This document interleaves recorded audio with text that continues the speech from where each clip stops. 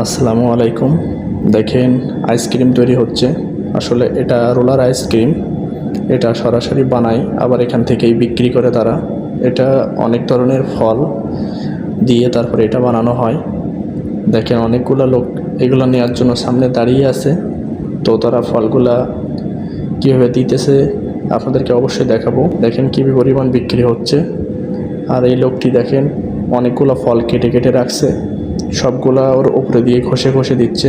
আর ওই চাকাটি যত ঘুরছে ততই দেখেন ধোঁয়া উঠছে, কারণ এটা প্রচুর পরিমাণে বরফ। তো আইসক্রিমটি আসলে অনেক সুন্দর, দেখতে অনেক ভালোই লাগলো। আসলে তারা ভালোই বিক্রি করছিল দেখলাম। তো আবার জুস টাইপের কি একটা দিচ্ছে ওটার উপরে, সেটা আবার জমে যাচ্ছে সাথে সাথে। ঘষে ঘষে আইসক্রিমের মতো তারা উঠাচ্ছে।